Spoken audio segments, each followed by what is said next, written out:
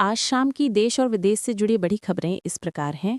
25 नवंबर को राम मंदिर में ध्वजारोहण, पीएम मोदी बटन दबाकर फहराएंगे। भागवत भी शामिल, अमिताभ सचिन समेत कई हस्तियां भी रहेंगी। आम लोगों की एंट्री नहीं। वोटर लिस्ट रिवीजन, केरल के बाद तमिलनाडु में बाइकॉट, केरल सरकार सिर रुकवाने एससी पहुंची। खड़गे बोले कांग्रेस असली वोटर्स को हटाने का विरोध करेगी। चुनाव आयोग ने कहा कि राजद नेता के आरोप पूरी तरह से बेबुनियाद हैं। उन्होंने बिना किसी प्रमाण के ही ये आरोप लगा दिया है। चुनाव आयोग ने कई तर्क भी दिए और कहा कि किसी भी हाल में ईवीएम से छेड़छाड़ संभव नहीं है। 1 करोड़ का इनामी नक्सली हिड़मा मारा गया, पत्नी और 6 नक्सलियों के शव बरामद। छत्तीसगढ़ आंध्र प्रदेश बॉर्डर पर सुरक्षा बलों और माओवादियों के बीच हुई मुठभेड़ में 6 नक्सली मारे गए हैं। देश के सर्वोच्च न्यायालय ने एक समाचार रिपोर्ट पर चिंता जताई है। दरअसल रिपोर्ट के मुताबिक देश में हर 8 मिनट में एक बच्चा लापता हो रहा है। इस पर सुप्रीम कोर्ट ने चिंता जताते हुए इसे एक गंभीर मुद्दा कहा है। बीजेपी के प्रेम कुमार बन सकते हैं विधानसभा स्पीकर। दिल्ली में शाह के आवास पर ललन सिंह, संजय झा के साथ मीटिंग। 20 नवंबर को शपथ ग्रहण। सऊदी में ही दफनाए जाएंगे 45 भारतीयों के शव, मुआवजा भी मुश्किल। बस टैंकर भिड़ंत में हुई थी मौत,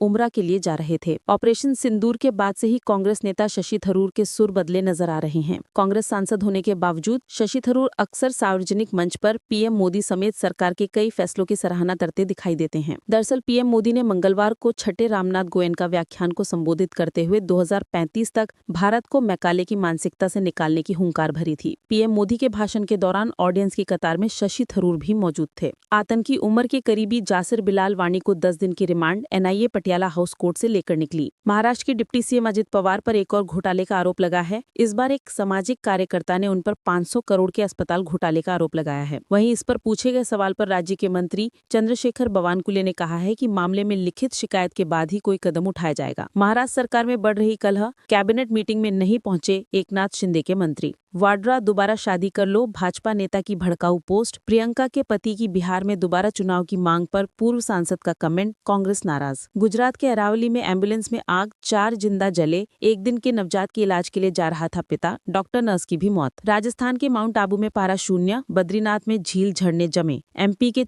26 जिलों में शीतल लहर का अलर्ट, स्कूलों की टाइमिंग बदली। सोना रुपए 1,21,000 प्रति 10 ग्राम पर आया। 3 कारोबारी दिनों में दाम 5,188 रुपए गिरे। चांदी रुपए 3,083 गिरकर 1,52,000 किलो बिक रही। अनिल अंबानी के नेतृत्व वाले एडीएजी पर हजारों करोड़ की हेराफेरी का आरोप। सुप्रीम कोर्ट की निगरानी में निष्पक्ष जांच की मांग पर जारी हुआ नोटिस। सेंसेक्स 277 अंक गिरकर 84,673 पर बंद हुआ। निफ्टी में भी 103 अंक की गिरावट रही। फाइनेंस और आईटी शेयर्स में बिकवाली रही। ताइवान को लेकर चीन जापान के बीच भारी तनाव। जापानी पीएम बोली हमला हुआ तो सेना भेजेंगे। चीनी राजदूत बोले दखल देने वालों के गर्दन काट देंगे। तो ये अभी तक की टॉप 19 खबरें। हमेशा न्यूज अपडेट के लिए हमारे पेज को फॉलो कर ले।